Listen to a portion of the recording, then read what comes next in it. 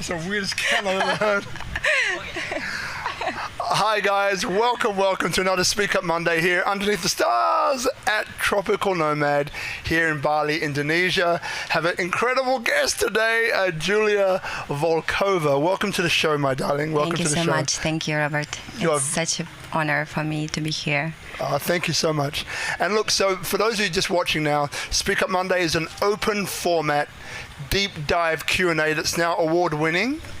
And it's great for unlocking, motivation, inspiration, and like tonight or this whole entire week, this series is all about how to find meaning in your life. So quite often, some of us have this idea that we're destined for something, but we don't know what it is, or maybe it's not necessarily knowing what it is, but having a go, like scraping beneath the surface of that thing we call a personality that we all have, and finding something that ignites us, something that inspires us to take action. So if you're in a position where you'd like to know how that happens, you've chosen the right episode. Now, Julia, ex-Russian ballerina, Harvard grad, an incredible impact social entrepreneur. Like there's a lot we got going on. But what I'm really looking forward to tonight as well is about also kind of you are our first Russian guest. Right, and this I am so looking forward to because there's so many things that I would love to know, because I find that empathy is really the key. And a lot of people here in Bali, I think, have got Russians all wrong, just like they did blacks before, Greeks, Italians, and so on. So let's talk about Russians as well. Yeah. So I'm really looking forward to representative today. Yeah. And it's nice to hear that I'm your first. Yes. It's amazing. Yeah, I know. I'm your first. This is how we roll. So my name is Robert Ian Bonnick. I'm your host. I'm an advisor. So I help entrepreneurs, leaders, coaches turn their story into impact and income. So look, tonight, please follow us. Feel free to share this. Wait until the end. There's something special that I've got to announce, but you have to wait till the end till you get it. So look, without further ado, Julia. So, as I said, you're our first Russian guest, but one thing that really ignites me about your story is that, that you had this start, like most of us, living to this ideal of, I need to get the car, I need to get the house, I need to get the job, all the things that, like, I guess society tells us is success. All right. Now, you did that and you found something else. So would you like to take us through that journey? Yeah, it's thank you so much for this question. First, Robert, can I take 2 minutes of this interview to tell everyone like what I want the takeaway from this interview is dream big. I want to talk about dreams, and from when I was teenager, I had 3 dreams. First dream is to find true love. I found it. The second one is to be a speaker on TED Talks. I did it. And the third one is to be interviewed by Oprah Winfrey. And I feel that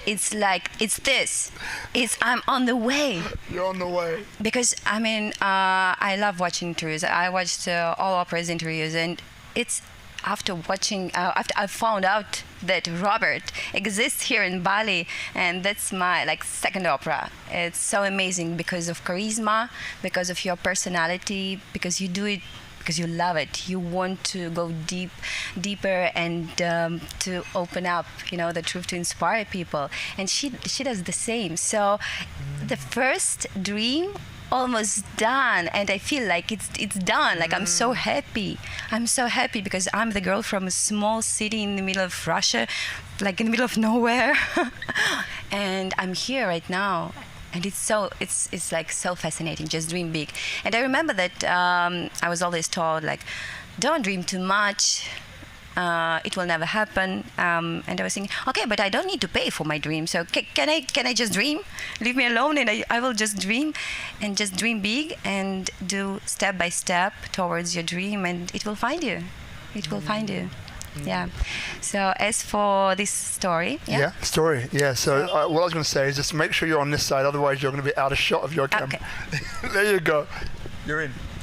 Yeah. So the story was of course, I was born in the USSR.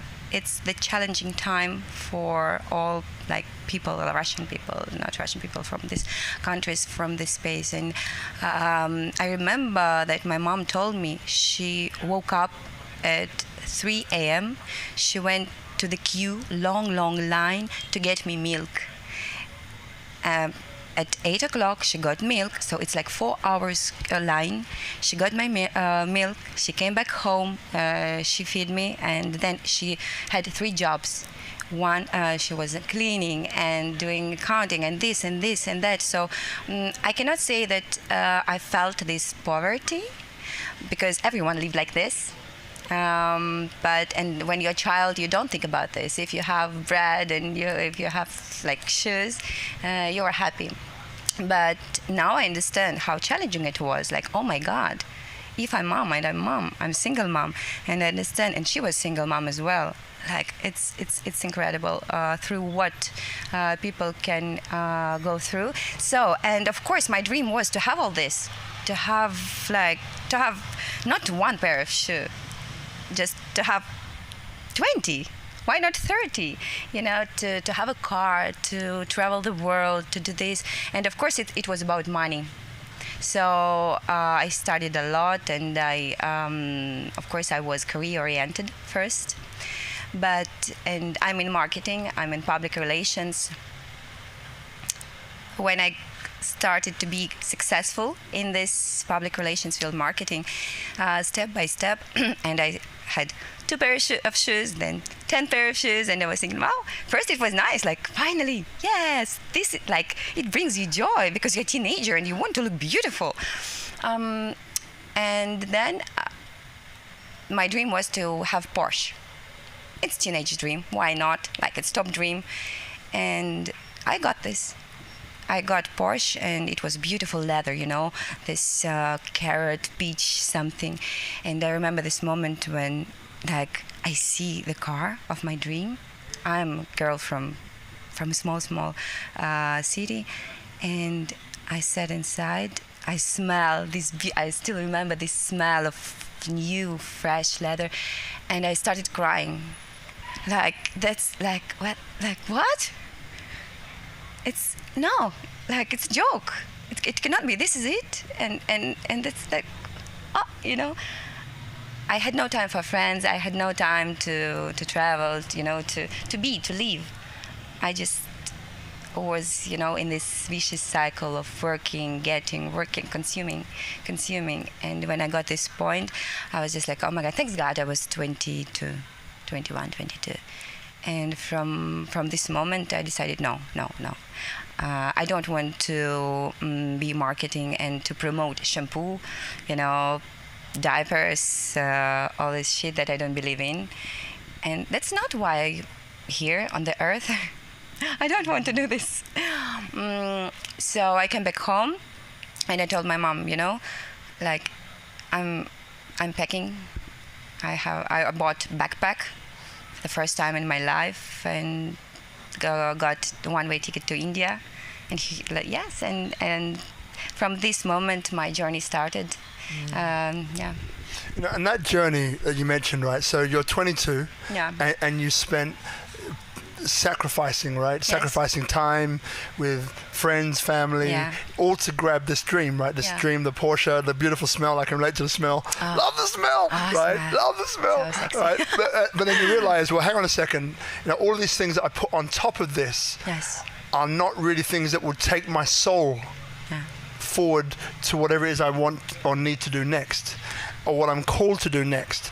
And then but this realization came to you from what it sounds like, you know, like 22, after the smell had dissipated, you're like, that's it, I need something else. But here's the thing. So, you know, maybe a lot of people, not maybe a lot, but people get to that, right? So I remember, okay, so just give a quick story. So for me, growing up in a children's home, 18 years in London, the way for my self-esteem to be stroked was by having a BMW, because that's what we Yeah. did. That's what people did in Cool. the neighborhood, right? Cool. So Which I got one? a BMW X5M.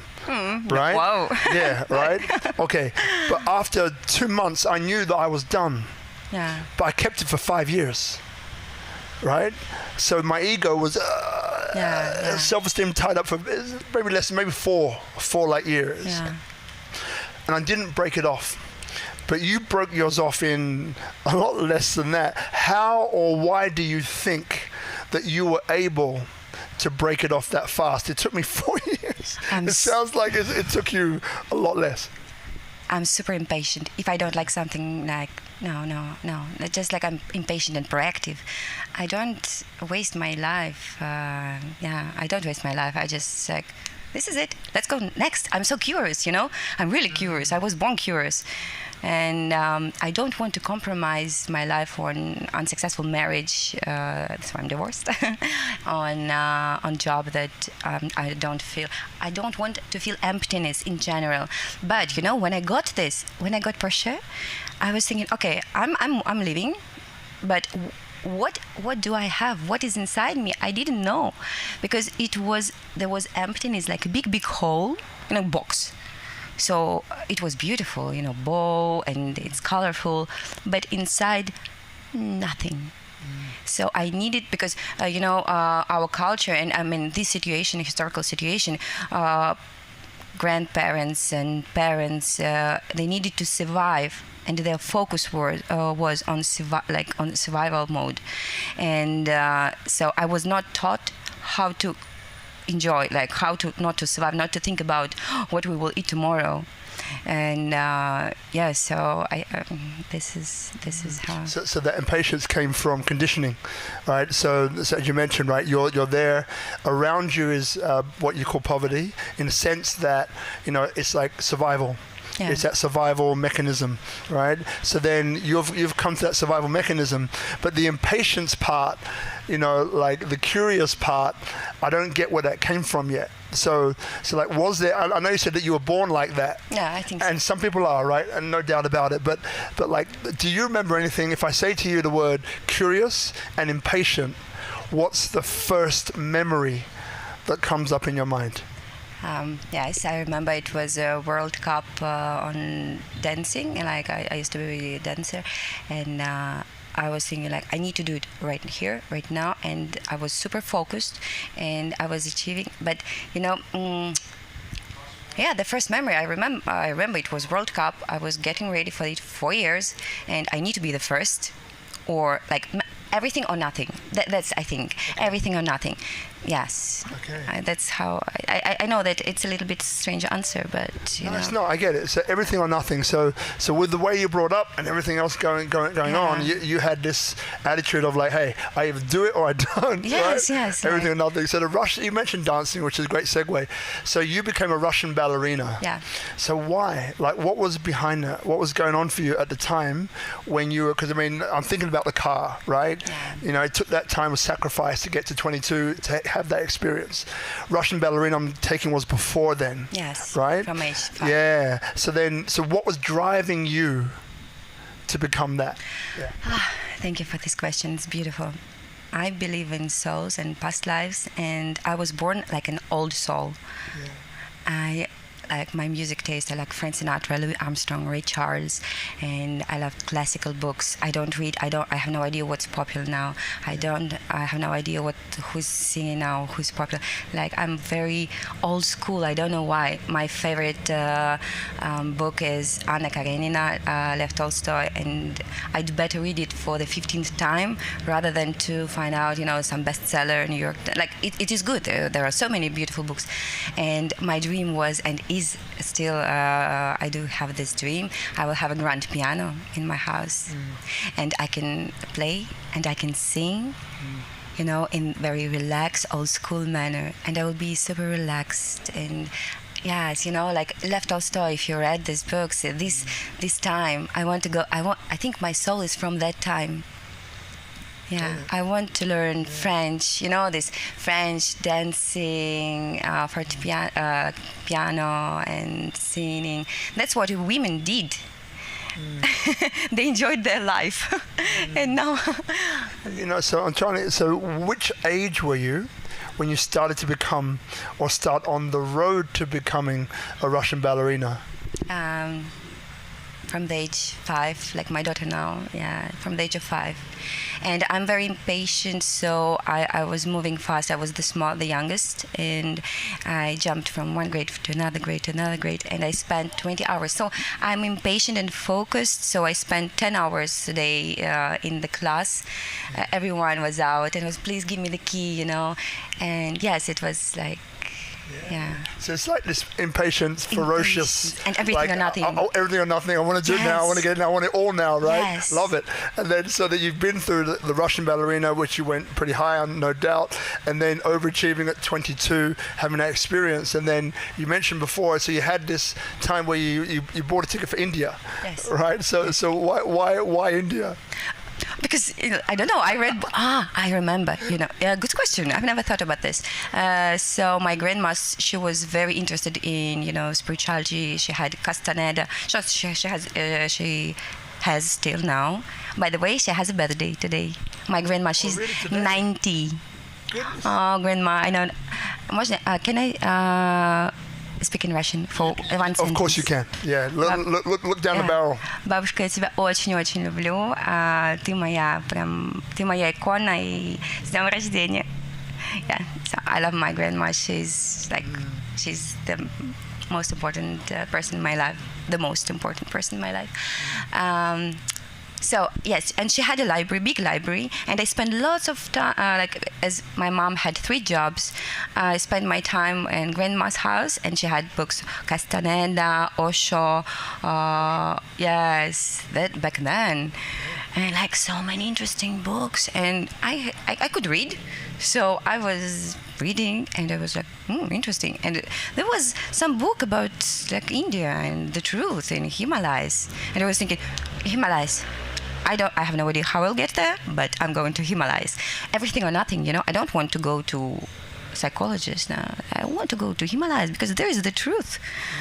So I bought, one-way ticket. And so what it sounds like is that inside your soul was searching.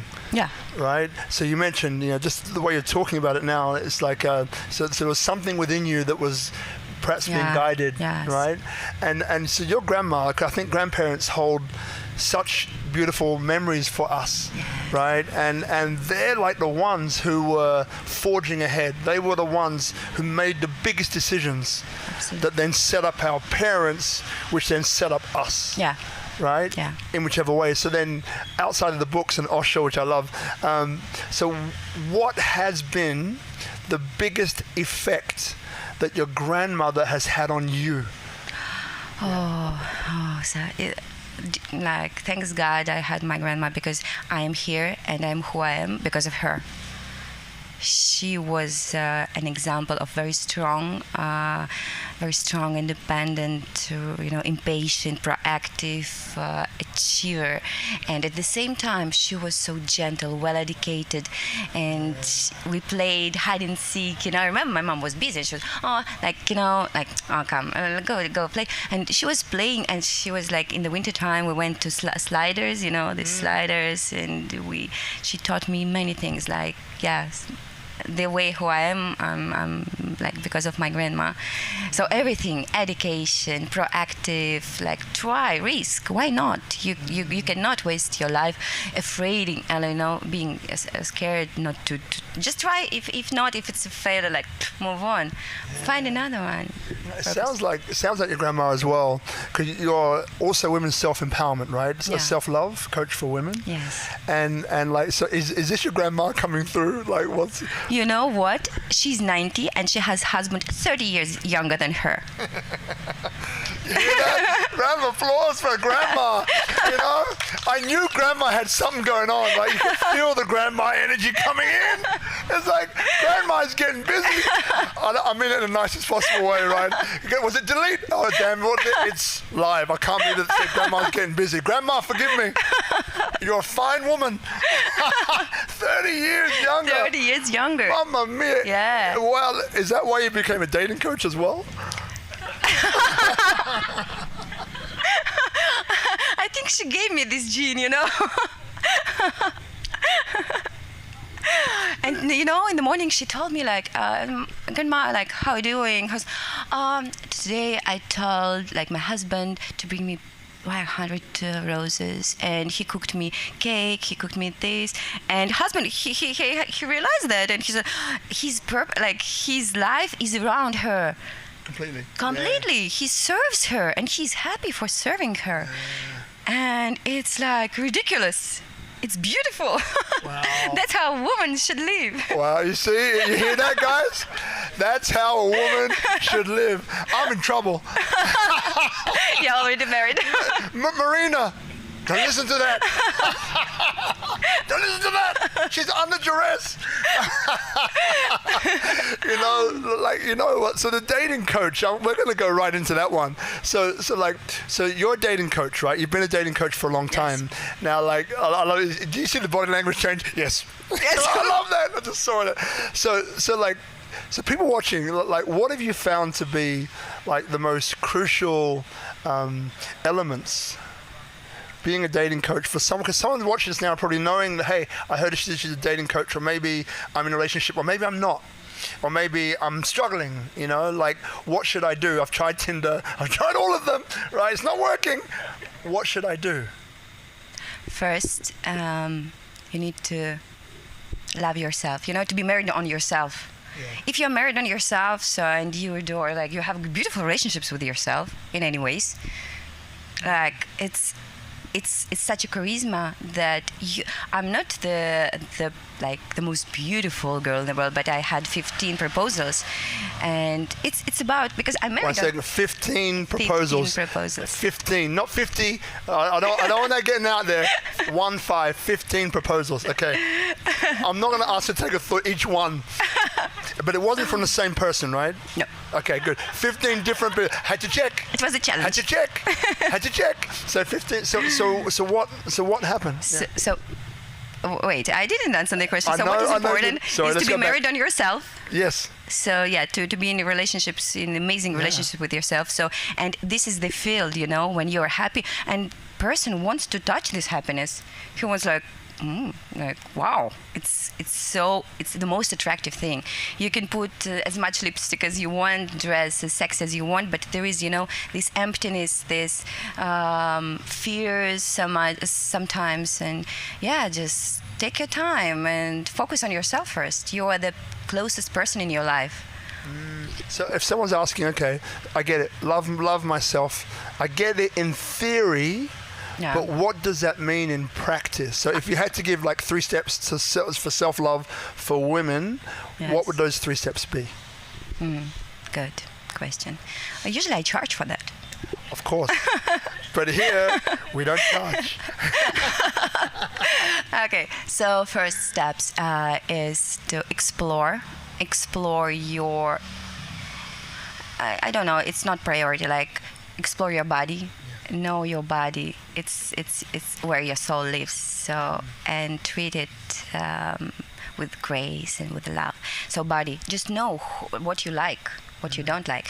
Then explore your depth, your core values. It's very important. Like why I didn't step into marriage. There was one proposal here. Nice guys. Lots of them, and they're not married yet, so I can give you contact. And core values, and don't compromise on them. If you feel that another person has different values, just skip it. Next.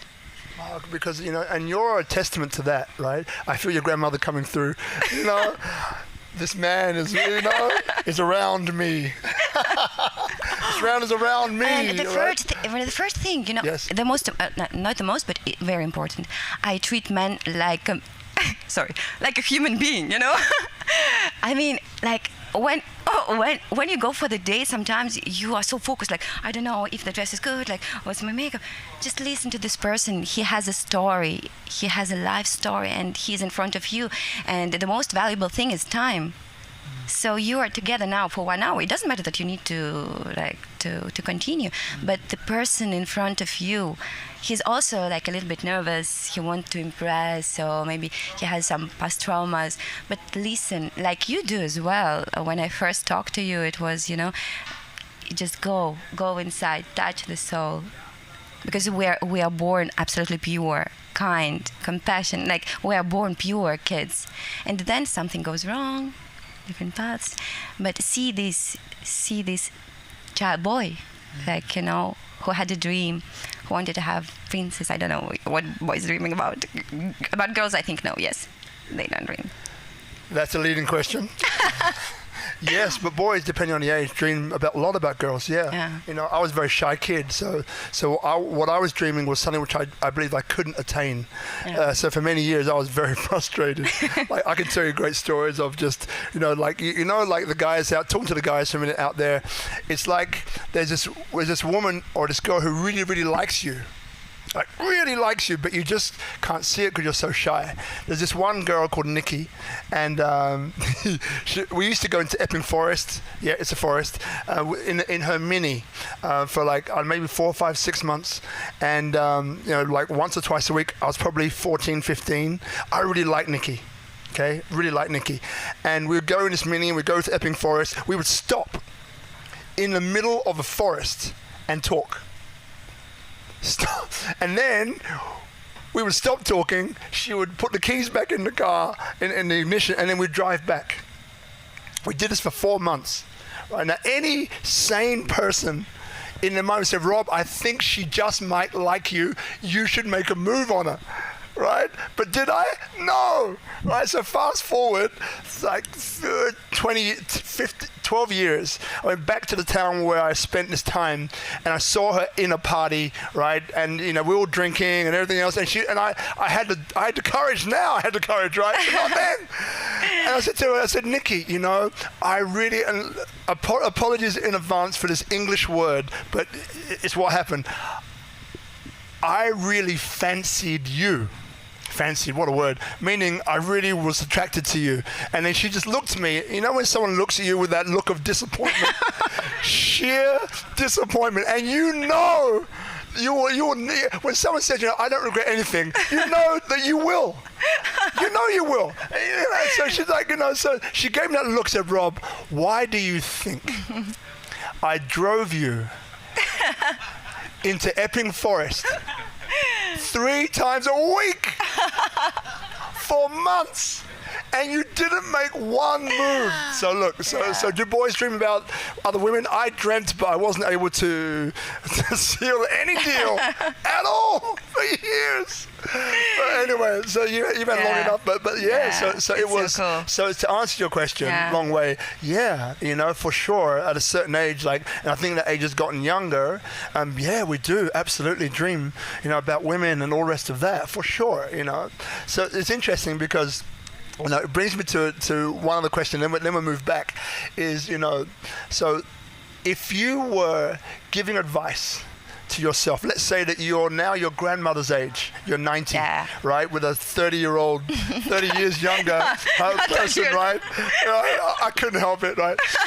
So if you were there and you're looking at you right now as we're having this interview, being single, right?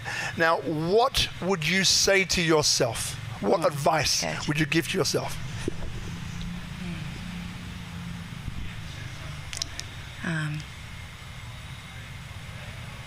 Have fun. Just have fun and don't compromise, but keep your values. Got it. Yeah. Love it. Okay, India. We didn't finish that. So India. So you decided to go to India because you felt guided to. Your soul felt guided to. What happened next? Because your life took a bit of a turn, right? So talk us through what happened next. Oh my God! When you go out of the airport in Delhi, you think that you are in hell. And the road from Delhi to Himalayas, it took me, I was thinking I will die 20 times at least. Like every second when I opened eyes and taxi driver was, you know, cars there just like, woo, in a super fast speed. And then in the last millisecond, like, shoo, and I was just like, this is it. So I'm here, I will die here in Himalayas. And as for India, I decided to get rid of all material stuff. I just bought two bags. 2 bucks, it was quite expensive. Like 2 bucks, you know, some stuff. And I was free the moment when I felt free. Okay. You know? Yeah. I don't like need this. I'm free. It's the same like Blue Lagoon, when you're in an inhabited island, and you're naked. You are who you are, and and it's the first thing. Then I stayed in ashram for 6 months, and I served. So like I was in the kitchen, then I cleaned toilets. It's like karma yoga, I did something with flowers, and I served, and I realized that it's such a good feeling when you serve. Yeah. It's not about ego, my ego like cut down. Because you serve and you see the feedback come back, it's beautiful, even not from the people, from the tree, because I pour it, water it, and I'm not only taking, consuming, and it never ends. What I'm giving, it's such a pleasure. Yeah, so there was the ashram, beautiful ashram. And one more thing was in Himalayas, in ashram, you never know who's this guy in front of you. You don't see, usually on dates, insecure guys, what they do like this. What's the time? And here's Rolex or, Patek Philippe, something, what's the time now? Like this, they usually do. Like, it's about insecurity. I can see, like, you don't need to, I can see when you come in, like, what do you, but there so in ashram. If you're dating, Julia, don't wear your Rolex. Just advice. Humblo. So, I'm not single, by the way. Oh, you're not? Sorry, she's not single. Yes, not anymore. Good for you. Yes, thank you. And in the ashram, you never know who is in front of you. Is it like you never know. Yeah. And you talk not with, all these walls created by, appearance, watches, shoes, bags, and all this stuff, but you talk really with a person. And there was a nice story when I got a proposal from Italian man. We were in the same ashram, and it was so pure. We even never had sex, and it's like amazing story. So in 1 week of staying there, he was very shy. Not shy. What's the word? Shy. Okay. Yeah. And he told me, Julia, can we ride a Royal Enfield? It was Royal Enfield. Yeah. Somewhere. I said, cool. Yeah, let's go have fun. And when we got to this final destination, there was a monastery, like a Buddhist monastery, but it was monastery and temple. It was temple, and there was no one. It's like no one knows about this. And he told me, like, you know what? All my life I've been looking for this, like, soul. Finally, I found you, and then afterwards, so we've been traveling separate. We became good friends, because for me friendship is more important rather than relationships like a man and a woman, because men come and go, but friendship, it's like, for me it's very important. And I said, please don't make me. And he took out Indian ring with this huge stone. It's not even like, it's like Indian, super like curly whirly. And like, marry me. I was just like, God, please don't do this, because like then the friendship like done. But as he accepted friendship, and then he invited me to Italy. I said, why not? Because I was traveling. It was after India. And when I came to India, he was like, "Oh, please forgive me. I have a very small, not small, a very so modest place to stay." I was thinking fine, we lived in ashram in wooden beds. There were no pillows for 6 months. What can be worse? And there was he had a region in Italy, wineries, horses, olive factories and palaces, and I was just like, oh my God. And he's the most this shy, humble person in the world, and he was so sorry for that, because it's like generation by generation, and they get half of the region of Italy, and everyone was I was thinking, oh my God. You know, but like, So that's about like That's people what when you happened. meet Yeah. when you meet in ashram, yeah. and it doesn't mean like you never know, and it's good. That's what I think is good. That you don't go for a date. I always recommend men who are wealthy men. I always recommend not to come on Porsche or Ferrari first. Yeah. Just be who you are, and that's it. If she'll be attracted to you, and then only then, because you can. There is a big chance, especially there are so many Russian girls here. It's a big chance to get caught. You know, like two things come up, right? So one of the things is that, so in the ashram, right? So what else did you learn about yourself? How about myself? Yeah, about yourself. 6 months, you said, right? Yeah. So in that 6 months, ashram, wooden bed, what did you learn about yourself? First, that I don't know anything about myself. It's a big thing when you understand, like, oh my God, I have no idea who I am, what I want, or, like, who I am, because it's like inclusion. In psychotherapy, there is a word inclusion. Inclusion from society, like it's something that you are told to be. For example, you need to be a good girl. You need to graduate from to become an economist. You need to be this, and you think that you want to do that, but you don't. And I started exploring slowly, step by step, who I am, and it was like it was beautiful. So what I learned is, the more I explored, the more I became introverted, because it's such an interesting universe there. My God, it's so interesting, and still now I'm super introverted. I love books. I know my place. I'm exploring myself.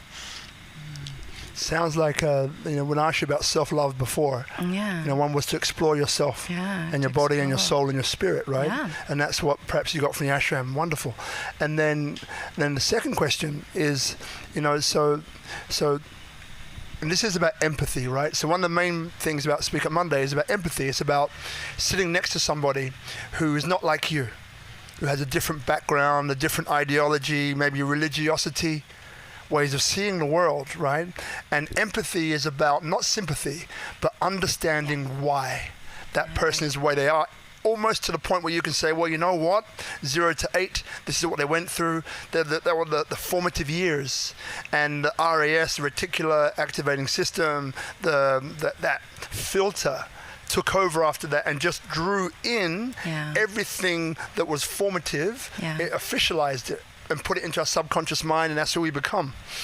Okay, got it. So empathy is about, well, if I was in that person's shoes, I would be the same way, if not worse, depending on what you say about worse, but if not more ingrained, right? Okay, so with Russians, okay, so then here, in Bali, I have friends, I'm not including myself in this, but I have friends, right, who say, okay, Russian women, right, they're after the money, they're after this, they're like this, they think like this, and Russian guys, they think like this, and they're very cold, and they don't talk to anybody, and they don't trust anybody, and they rip people off, or whatever it might be. So I tend to not believe what other people tell me as much as I can, because I know that it's skewed. So I like to go to the horse's mouth and ask why, to try to gain empathy, because empathy for me is the most powerful and most important thing that we have as a species, right? So if I say that to you, like why are maybe Russian women, generalizing here, why are they the way that they are? How would you describe it? Like, be specific, okay? Yeah. Or the way who you are, what. So specific is, people tell me they're only after money. Okay, so that's for example. the question. First, I think that they didn't switch off the survival mode. That was from parents. And what's that survival mode? Like when pyramid of Maslow and this base, like first it's physiological, like shelter, food, and this. Most of them, even like they're feeling, it's mentally, it's not about, because they live in Bali. So, but this survival mode, it was included, inclusion, put in their mind that it's survival mode, and I think they didn't switch it off, and they were like this DNA kind of. Because they were taught, they were in families. You don't need to tell, for example, if you're a mother, you don't need to tell that we have no food, I'm scared, like what shall we eat? Husband went on a war, and like, oh my God, I have 5 kids. But this, the energy that kids grew up with. My mama never told me anything about these lines, 4 hours lines, and about the thing that in the night when I was sleeping in my bed, she left me in the apartment, and she cleaned the stairs in the hospital. But it's the energy, it's the field, survival mode. I think that's the first thing, and the second thing is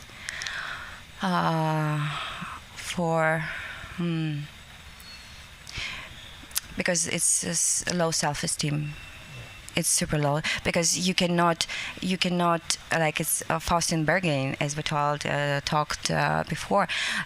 Your soul worth more than Chanel bag, than Porsche. Your soul, oh my God, it's like much more. And there is not such a thing. So it's about when they charge, it's transaction. But it means that if they do this transaction for Chanel bag, for example, but many of them do it even for going out to cafe, for food, like literally for food. Mm-hmm. So these kind of transactions, but you need to understand and feel this. Not understand, because it's when you understand it, when you read book, you understand it in mind, but you need to feel this, that you're worth more. You'd better be alone with in a guest house in the room, but to be yourself, to be to feel this, that you don't do this. And yes, so I think if you value yourself really, you will never do this up for money. How much you cost? How much? Robert, how much are you? Yeah, see? So let's go deeper. So people will look at you and say, gorgeous girl, very confident. When I have red lipstick on. Gorgeous girl, red lipstick. And, look at her, she's there, Harvard grad, which we'll get into in a minute. Porsche when she was 22. Seemed the self-love coach for women. A social impact entrepreneur who's able to shift and move and create change and opportunity for other people. It's easy for her to say, I didn't go to ashram in India to find myself or to find that part of me which I realize is not for sale. I didn't go through 16 proposals, right? Which is again not. I would have taken number 1, thanks. Guy in Italy, or the lands. I would have said, hey, I made a mistake. He's single, by the way. Hey, he's single. Hey, I made a mistake. Let's get together. You're a good guy. I'm a good girl. Let's go, right? Okay. So for those people who haven't had those sorts of experiences, maybe it's the same question as self-love, but low self-esteem. How do you raise your self-esteem? As we're talking about women right now, we'll get on to men, but how do you raise your self-esteem as a woman to a point where you say, well, you know what? I'm not for sale, man. First, you need to be in the bottom of self-esteem. I had bottom, and to be alive, literally, you need to do something. And as I was impatient and proactive, I still have a psychotherapist. I had tens and tens of retreats, yoga. I try to do everything. When you go to the shop and you're just hungry, okay, take it out. Wrap it up, and I will take it. I tried everything because I couldn't leave. I couldn't wake up. It was hard. It's kind of depression as well. I had eating disorders. I had anxiety, so many things. I remember my soul is very old. So I remember I was teenager. Yeah, I woke up and what for? This question like what for? I don't want to go out of this bed, and in bed I don't want to stay, and I don't want to open my eyes. I was at the bottom.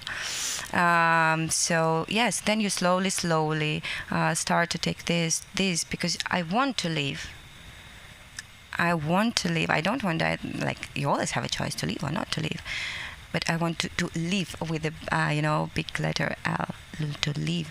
So, yeah, you need to do something. But then I'm still, I'm pretty good, but there is, a long way still. I'm on, 15%, I think. It will last the whole life. Got it. So then what you're saying is that for you, what happened is that, you threw yourself into opportunities to know yourself at a deeper level. So whether that was running to India, whether it's doing this course or picking up this, like you said, in a shop with all these things available to you, and I'm starving, and all these different types of food, I'll take everything in a bag, take it away, thanks. Yeah. Some of that, I can't wait, I'll eat it right now. Yeah. Okay, so then it's that and kind risk, of... risk. And risk. And the biggest, what I want to tell, I don't know, Russian girls, if they will listen to that, but what I trying to implement in their lives is invest not in this, invest inside. Invest, please. For example, I would prefer, I love Chanel bags. I have nothing bad as that. It's beautiful.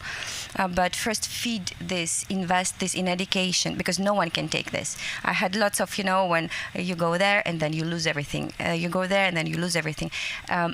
People can take away crises or people, they can take away cars, apartments, something, but no one can take education, knowledge, experience, no one. It will stay with you forever, till you leave. And it's the biggest treasure box, so invest there. Education, this, and retreats, and spirituality, and travels, motions, moments. So this is, no one can take. Love it. Yeah.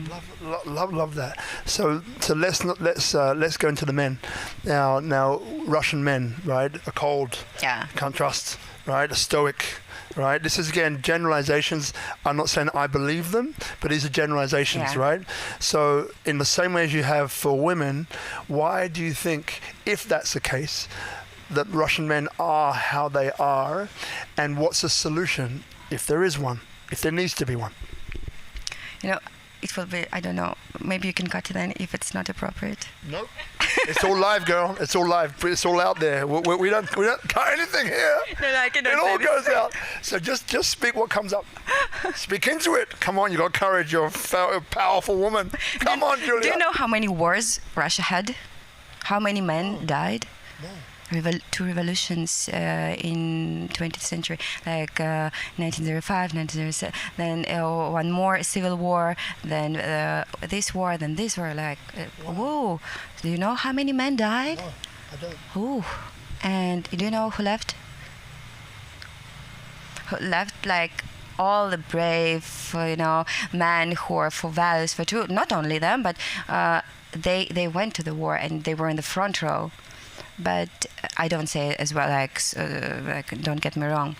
But yeah, we lost a lot of resource, and so answering a question is, I think that we spoiled them, Russian women, because after war there were so many women with kids, and there was no one left, almost it's incredible how many men died. And from when you were when you don't have these core values as a man, as a gentleman with real good values, and you see this supermarket with women and there is not quote, but we say in Russia, Russian women, if he's not drinking and eating, he is perfect. And even if he's drinking, it's okay. It's okay, it's okay for everything. It's okay, but we need support. We need someone, because villages were empty, only women with kids. And I don't care who he is and what he does. It's okay. Got it. Wow. Thank you. I really appreciate the insight, because none of that I even knew. right? And especially the one about the war. I had no idea. And again, empathy, right? So I understand, with a situation like that, then if you're a woman, there's a lot more women than there are men. Right, so that's already supply and demand comes into the play, and as you mentioned about the war and about civil war is the worst, because then the person that was your next door neighbor now is your enemy.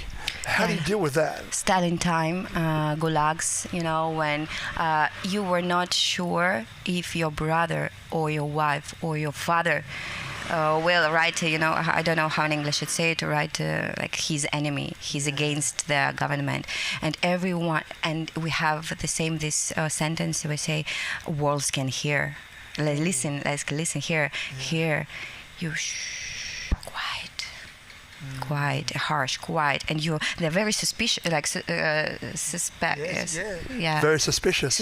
Yeah, because you don't very want to suspicious, die. and even especially here, and the propaganda they told that America is bad all over the world is bad, and it's like in Korea now. And that's why they trying to go away from Russia, but in this war mode, because they were born and raised that it's dangerous. America, we have a fairy tale. My grandma, my mom, she sent my daughter Russian books, and I'm reading a fairy tale that I was raised on, and there is, it says, 1 second, I will translate it. You can see it. So the idea is kids don't go to Africa. In Africa, crocodiles. In Africa, dangerous men. Don't go to to America. There is they're afraid they will buy. They will eat you. So I was raised on this. Don't go anywhere. Stay. And only now here, in 1 month ago, I'm reading. I was just like, oh my God, no. I'm planning to go to Africa with my child. I don't want her to be scared.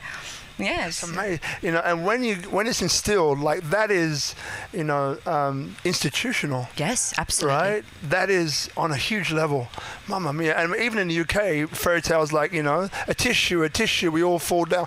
There's so much BS in the fairy tales that we're brought up with, which is conditioning us without us even realizing it, and we even say it to our kids. That's why I'm public relations person and marketing. It's marketing. Yeah. Propaganda, public relations, marketing. It's this. It's very silent. It's not about buy this shampoo.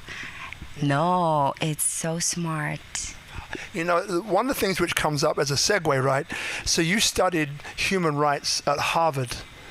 Right, so I'm getting, how close you can be to human beings, dating coach, and all, and just hearing the story of what was around you as you grew up, so I can get, or I can reach a reason for it. But maybe tell us in your own words. So why were you attracted? I mean, going to Harvard, right? It's not like we wake up, oh, you know what? I'm going to go to Harvard and study human rights. Yeah, that's what I'm going to do. Hey, it's Saturday. I'll apply and I'll be there by Monday. It's not something that we necessarily just go to. So what was the inspiration behind doing that? Yeah. Okay, it's very super personal story. I'm not sure that I've ever told this story anyone, only my close circle. So when I was 15, I was told that I will never have kids, never in my life, by doctors, and I was, what? And this moment, and it lasted many years. I went to one doctor, the second doctor, my ex-husband of my grandma, who is now as well, he's married 30 years younger woman as he is. They're amazing. He's an amazing doctor, so I traveled all over Russia to check out what's going on, why. No one could tell me why. And then from when you're age 15 and you slowly adopt this thing in your mind, and from the age 18 I started to go to orphanages to see kids, because one day I was sure because one day I will adopt them. It was not a question. And yes, and then I saw them, I spent time with them, I had lots of projects for them, and I even was mostly not money, but I did lots of projects that all the profit was for orphanages. But I was a dance teacher for them. we made bracelets, to belong to. I want them to feel belonging and loving, the sense of belonging. So from my age 18 till now, I'm always till the age when I knew that I'm pregnant. So yes, it was my idea. Of course, I want to have kids, and if everyone tell me that I cannot, like, it's okay. And then I realized that all kids, there is not such a thing, your child or my child. Every child in this world is ours. They belong to us, and if we're adults, we need to take responsibility for the most vulnerable people, because, like, who else there in this world alone? And what's the thing here in Bali, and I told you already, but maybe someone doesn't know. There are 136 orphanages here in Bali. And how I can sleep well hugging my child and knowing that there are so many kids, especially if we touch this topic of human traffic. Yeah. Let's touch it. Orphanages, okay, they are in safe house now, but as we're talking about human traffic, every year there are 100,000 victims of human traffic in Indonesia. 100,000. And 75% of them under the age 14. 14, they're kids. Sex traffic, abuse, rape, like selling, and 100,000. For me, it's like, and lots of them here next street. And then Pasar Kuta. They're asking, they're trying to sell you tissues. I always buy tissues, on the road. And they have no one in this world. I know what means the feeling unsafety when you don't have, foundation, like you feel not safe. But I cannot compare my feeling of unsafety with this experience, with this life. And they're so pure, they don't deserve it. So, and yes, I think that we need to focus on not on the preventing methods, Yes, we do need to take them from the streets, to clean them, to feed them, to take care of them, to give them medication. First, that's don't give fish, and as well, I love this quote, don't give fish, but learn them how to do fishing. But I would say, don't give them fish, don't teach them how to do fishing, but make fish revolution. So this fish revolution before preventing methods. I don't know how. I have no idea. But like, there should be something. We cannot. Yeah. Wow. So I thank you for sharing that story. Yeah. Appreciate it. So, and the story is a happy end, because I remember I was married.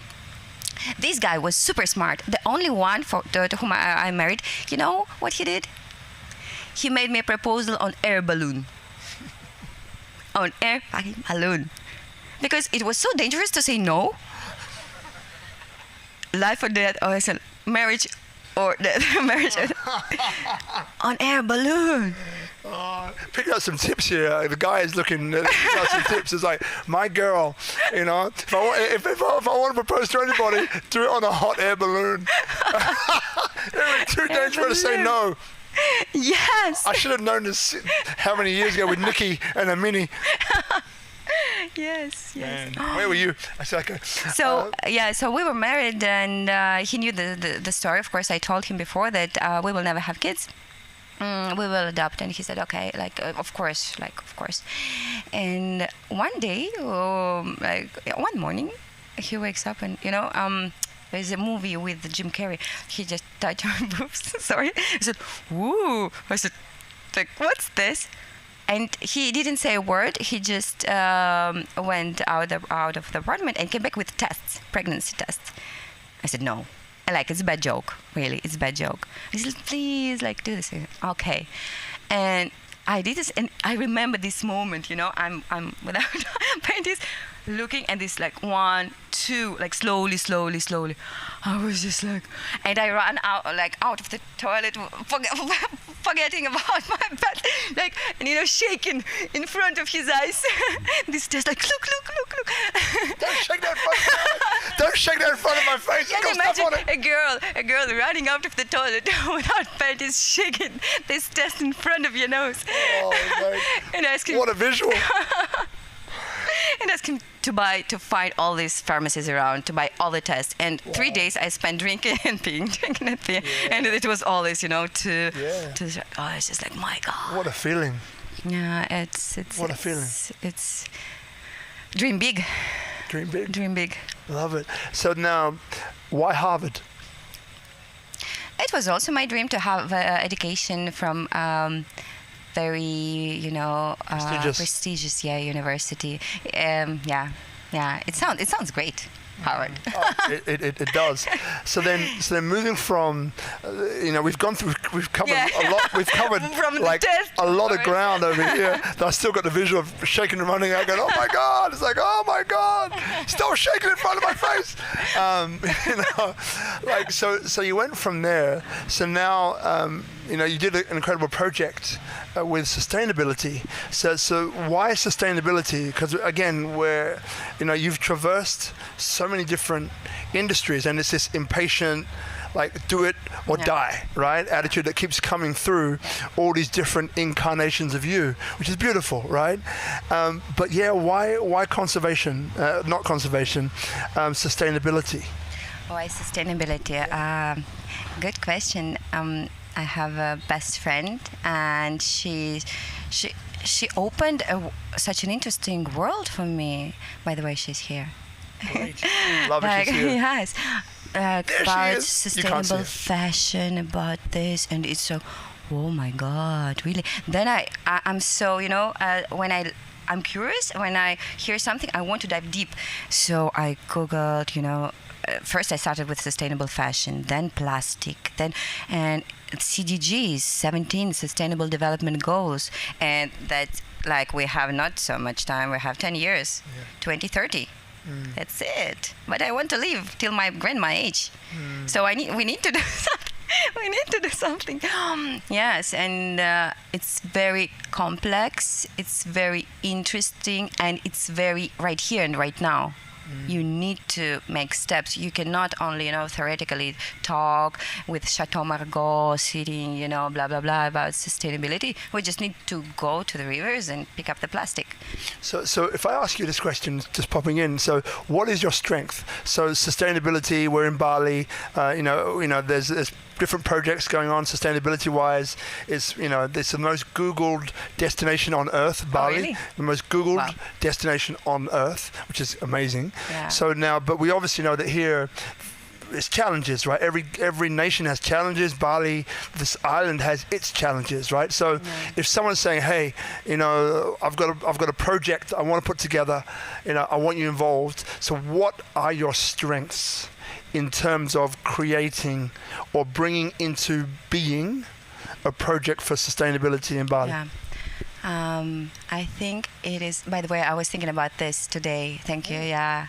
And I didn't know I feel what it is, but I didn't know how to, to articulate this. Yeah. So now, from today, I know strategic communication.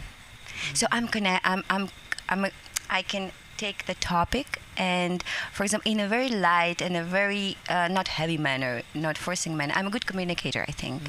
Yeah. So, and the idea that I believe in, if I believe in, I come in. Like, for example, what's making partnership, fundraising, talking to NGOs, to collaborate, to make collaborations on these terms, because like communication, just talking, because I'm talking and listening, and it's not only seduction, forcing someone to do something, but it's like, let's create something. Tell me about your values. I will tell you about my values, and if we'll feel that we'll match, like matchmaking. Dating coach. Yeah. It's the same, marketing, dating, it's the same. You're on the market. When you're dating, you're on the market. Sorry. Love it. So look, guys, if you have any questions, the studio audience here, if you have any questions, we have another microphone, right? Itchy, beautiful. So when this microphone comes around, just, I always say this, but it's always holds true. Point it at your mouth, don't eat it. About this far away is okay, we can hear you. Even if you can't hear yourself, the microphone will pick you up and we can hear. So yeah, feel free to put your hand up. Itchy, one of the team will come around and give you the microphone. So here we go, got a question. Or a comment or feedback, it's all good. Yeah. Hi, good evening. My name is Richard. I'm from South Africa. I loved your talk and what you were sharing. You touched on that marketing is such a powerful tool.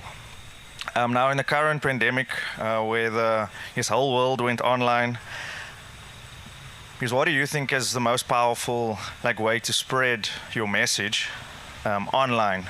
I don't know if you watch The Social Dilemma on Netflix. Yeah. You mentioned that you approach things in a light way and not a heavy way. So I don't think it's productive if we look at social media as this bad villain. What do you think is the most productive way to approach marketing, but specifically on the digital world, online world, to spread your message and your cause? Yeah, thanks. Thank you so much. Unfortunately, the light is so strong. No, it's okay. I cannot see. Yes. You can hear him. Yes, I can hear it. Thank you so much for the question. Very beautiful question. And of course, it's challenging to give a short answer. But first thing, I think it's as well, I will compare with dating. First, believe in your product. Believe in what you do, what you create. If you feel that you create genius thing, super amazing project that will give value, that it's not only about selling, getting money, but you believe and you want to share with the world. And just the first thing is to believe in what you do, and the second thing is it's more practical. Last year, the amount of money for ads on influencers were spent $60 billion. So influencers. But choose the right, who has the same, who believe in it, it's not about transaction. Again, don't do transaction. It's better one influencer, but real, who does and who lives the same, because there are so many as well, plastic, this things. Influencers, so 60 billion, it's great. I remember, I was just, what? The second thing is 82% of, how to say, my English is not as good as I wish to. You're doing just fine, girl. Yeah, I'll explain it. So do videos, because now people watch mostly videos, even ads, even on Instagram, videos. Yeah, 82% of video or consuming. No one read, no one listen, everyone watch. So do videos for them. And as well, remember that you have only 8 seconds. 8 seconds to get the attention. They will scroll you. Sorry, if you will do this 8 seconds. When man comes very slowly, you want to tell them just say that. Just do. I have 1 hour, and here is 8 seconds. You have 8 seconds to attract. And as well, the third thing is unique selling points. What is your unique selling point? I love this comparing. I've never thought about this. Now I'm comparing. It's so flowing. If you are like everyone, you will be somewhere. Find out, explore what is your unique selling point. Take it out and show it. Unique selling point. What is different from others? What is not better but different? Yeah. Got it. And give it for 8 seconds. You have 8 seconds. And you know what? That brings up a few things, actually. One of them is that, on July the 1st, So SpeakuP Monday, we're doing this great collaboration, and it's called Freedom Day Bali. Freedom Day Bali. So on Wednesday, check the press. Wednesday, we're doing like a pre-podcast or a pre-interview with a certain guy who just spoke, and Freedom Day Bali, right? Wow. And you know, again, so SpeakuP Monday is about empowerment, right? It's about us realizing that we have the power, that we're not governed by our circumstances, right? It's not where we start in life, but where we're going. That's important. And Freedom Day Bali, well, there's going to be 12 Freedom Days around the world. The first one is called Freedom Day Bali, July the 1st. And so tune in. If this resonates with you, either here, there, check or DM me or just check my feed, because you're going to be seeing it. But Wednesday, we're doing a pre-interview, right, with Richard. And it will be, it's such an important, powerful period of time that we're in right now on the planet, and it really is a time to kind of claim back your freedom, right, in all areas: mental, emotional, physical, financial. And that's what this is really all about, right? So again, this is the first, wow, it's amazing. the first stone that's being cast. Wow. So check that one out. And what comes up for me, because like, you've had an amazing life, right? May it long continue, like your grandmother. But whatever comes up first. So what has been the biggest challenge that you've faced, and how did you overcome it? If you have overcome it, what would it be? The biggest challenge. The biggest challenge was to overcome betrayal of a very important person for me, who was like a father, and who just broke my bones because someone asked him to do that. So that was when my foundation just collapsed, because like he's my father figure, you know. And it was like this for money as well, to really like to make to do very bad things. And the biggest challenge was to still trust people, to love them. Yeah, because like, I don't want to bring this baggage with me the whole life. I'm still very like light, and I trust, and I'm with an open heart. I don't want when I'm talking to a man, for example, to think that he might be, you know, it's like so much heaviness. Just clear it up. You know, as well, I like to say, girls, in my coaching, before you want to make a hairstyle, first wash your hair. So first wash, and then you can do whatever you want with your hair. Yeah, but you need to get rid of everything and to, you know, overcome. Yeah. And how do you let go of something like that? I have a bad memory. So I mean bad memory, low memory. Like I just like I forget. I don't like what. If you ask me what I did yesterday, I just like what. Short memory, not bad memory. Short memory. No, but in general, if to tell you how, but because it's about me. It's my choice. Every day I make a choice. And do I want to wake up and make choice to suffer, to remember, to feel pain? It's my choice now not to feel pain, to see meditation, go for a walk, fine, see sky, sun, be grateful. Gratitude is very important. Don't take this life for granted.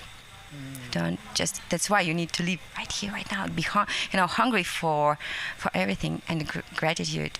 And it brings so much happiness, and it costs nothing. So what would you say is your biggest gift that you can give to the world? If I ask you that question, your biggest gift that you could give to the world?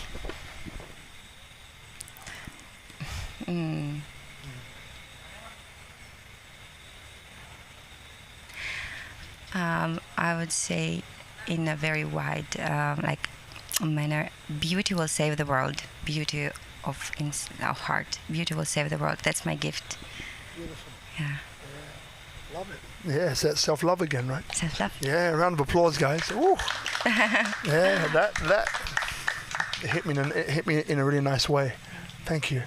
So thank you so much, darling.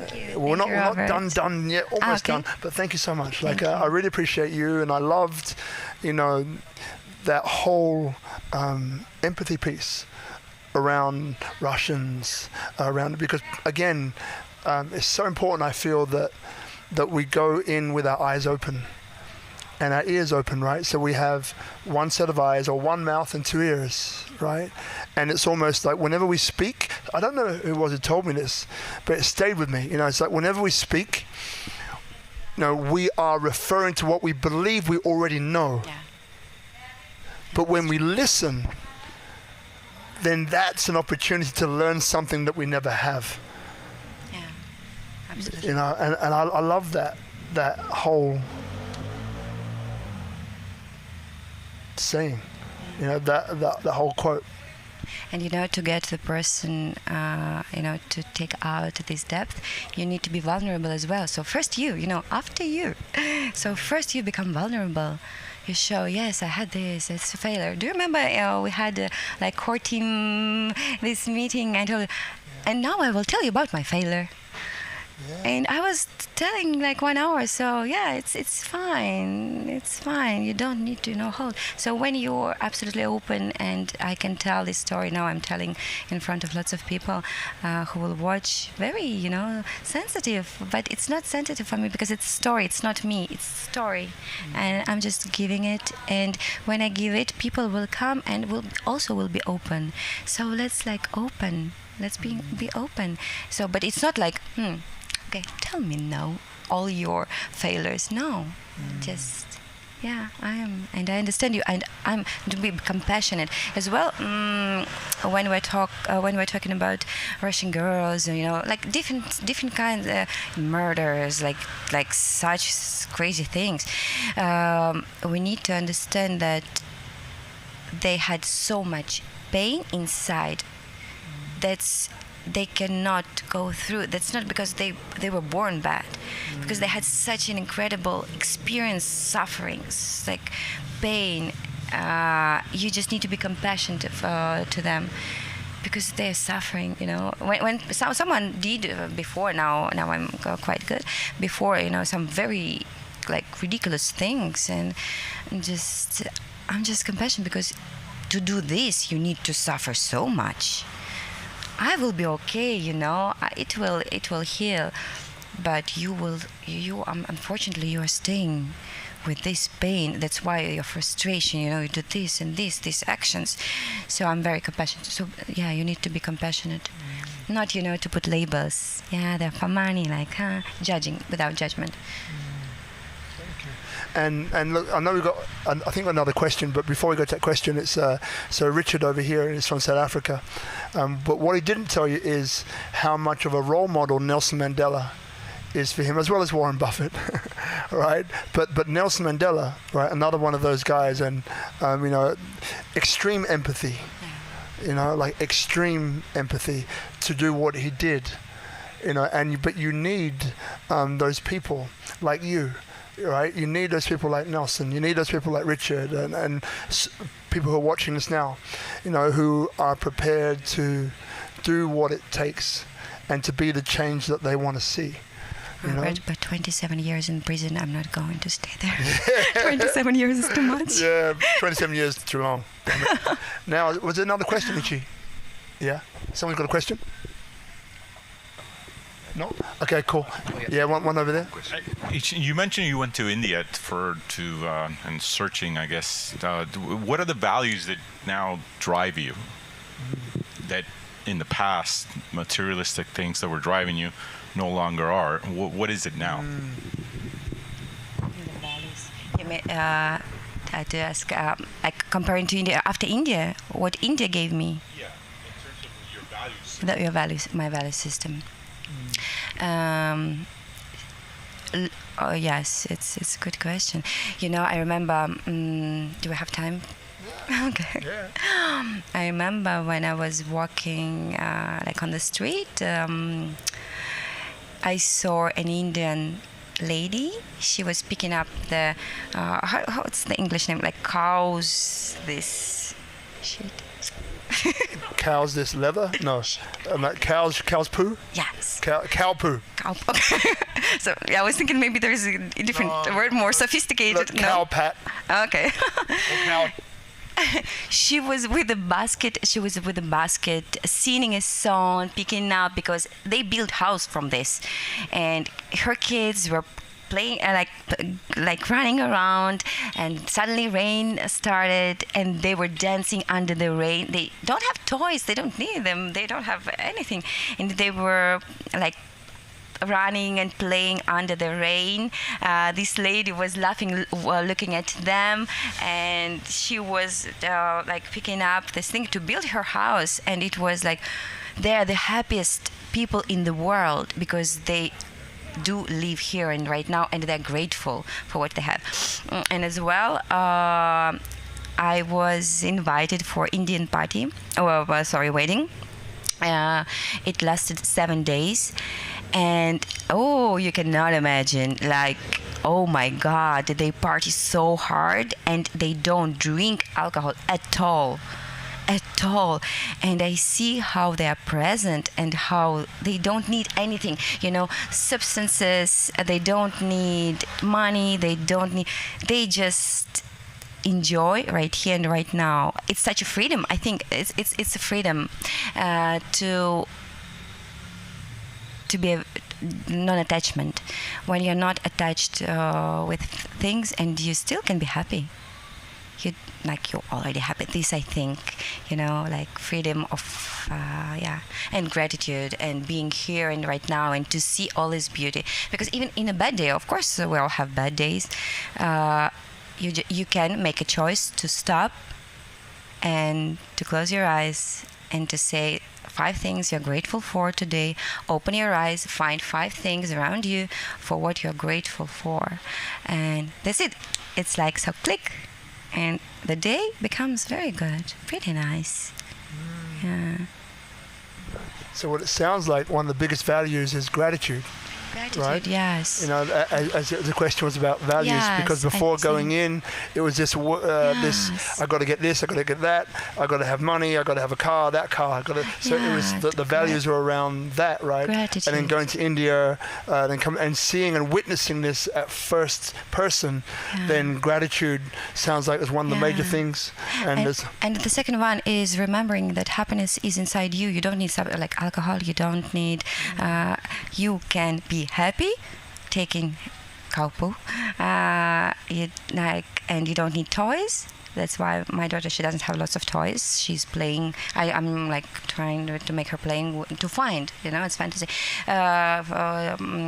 and just to find out how to make you happy without having anything. And if you find this, of course you can have everything beautiful. I'm not like anti-materialistic. No, I love good things, good cars, luxury hotels. I love it. But still, if someone will take it from me, I still will be happy.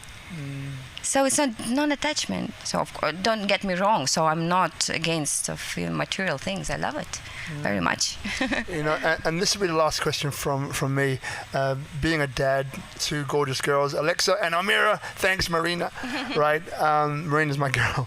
So this thing about self-love, and we're going through right now what I could only describe a few ways, but this way hopefully will get me into the least trouble.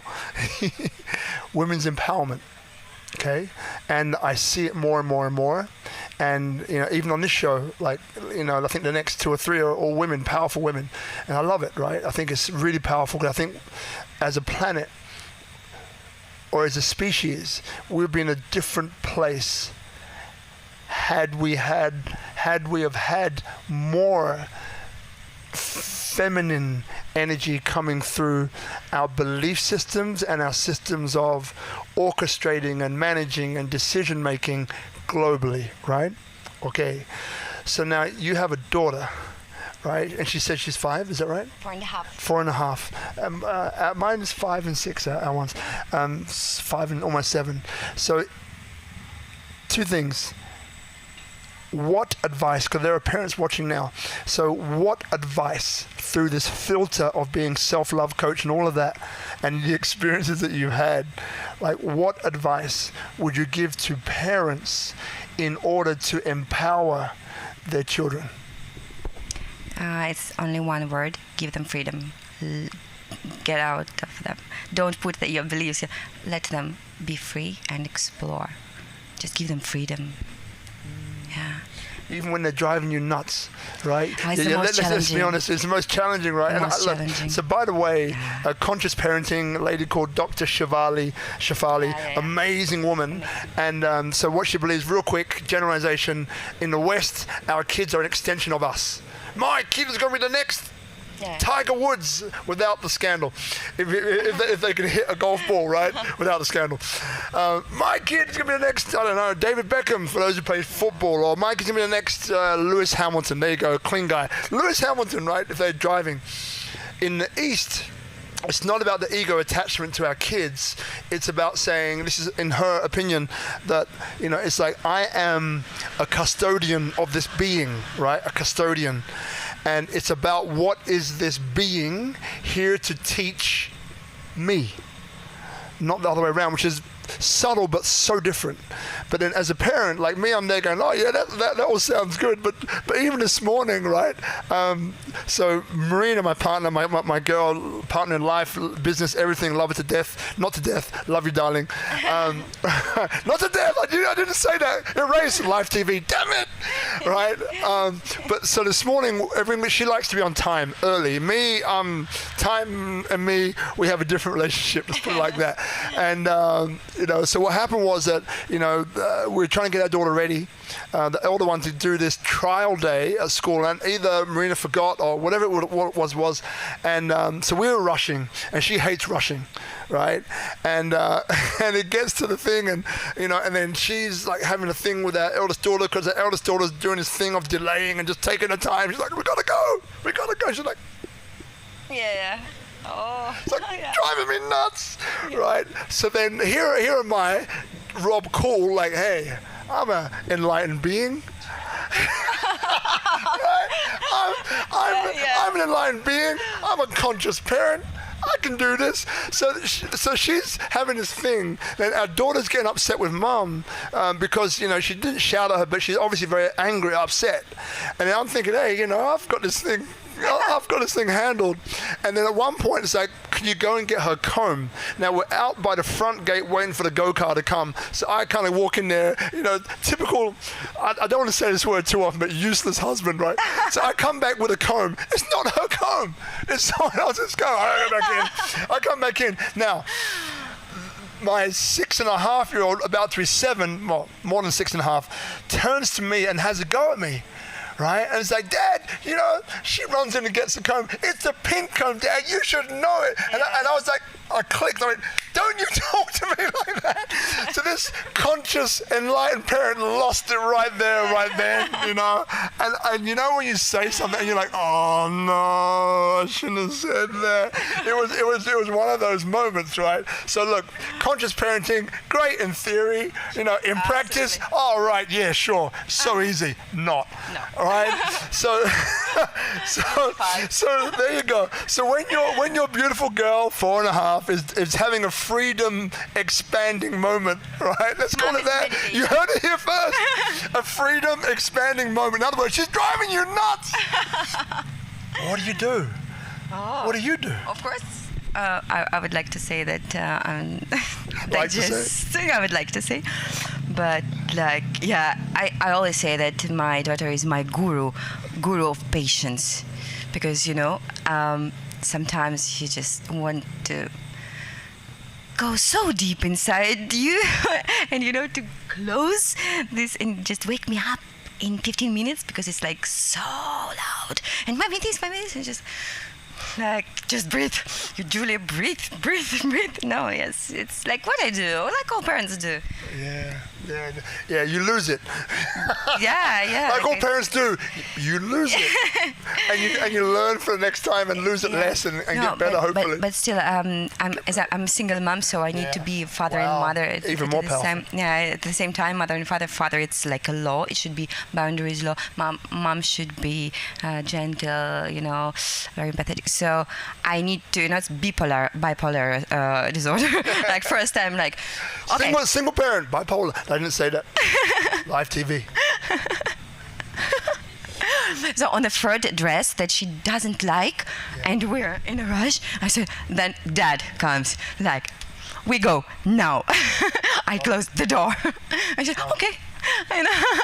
So freedom, but there should be boundaries. Wow. Like, so now look, I've loved getting to know you more. I think you're an amazing person, Thank you so much. right? And I just thank you for being so open and generous with your time and generous with your stories, and especially the intimate ones that came up there, and you shared it, without limitation, which is a much easier thing, like parenting, right? It's a much easier thing in theory than it is in practice. Yes. So I just want to acknowledge you for that. And so in about a minute and a half or so as you know, we end SpeakuP Monday with you, the guests. Anything that you would like to say, anything you'd like to leave out there as your final words. It can be reiterating what you said before, or it might be something completely different, but something that you feel like drawn to say, right, in about a minute and a half. So over to this camera. So you've been watching SpeakuP Monday, right, which is an award-winning open format deep dive Q&A. Today we've had Julia Volkova, Russian ballerina, like Harvard grad, 22, realized that her dream was kind of empty, and then moved to Harvard and became this incredible human rights activist, also a sustainability activist, which we didn't quite cover today, but she's doing a great deal in that area as well. So been a marvelous guest. And look, so we have about 3 streams a week. So tomorrow morning, 7 a.m. I know it's early, 7 a.m. on Clubhouse. So I'll be interviewing Dr. Yasmin Saad, who is an amazing psychologist.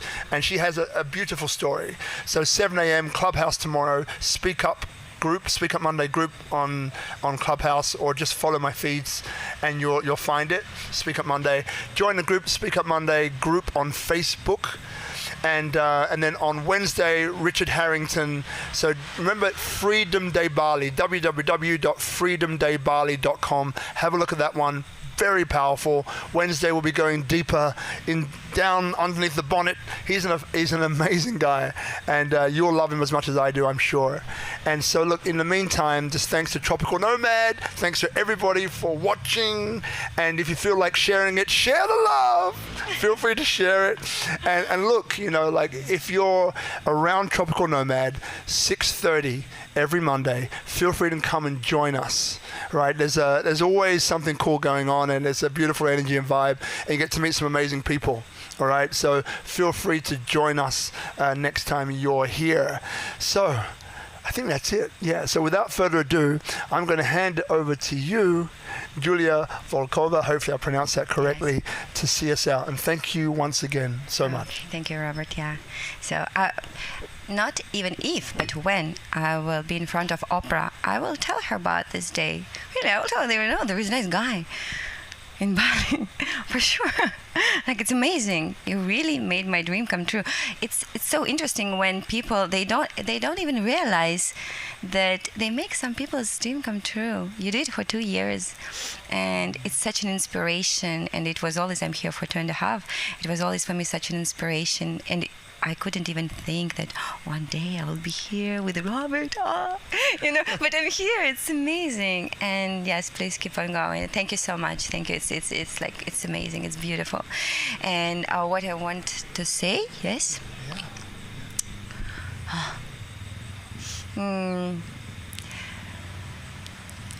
First, explore your inner universe. Find your truth. Find your core values. Don't compromise. Have fun. risk and dream big. Yeah, that's Beautiful. it. Thank you, everybody, for coming. Thank you You so did much. great. Thank you. Thank you, guys.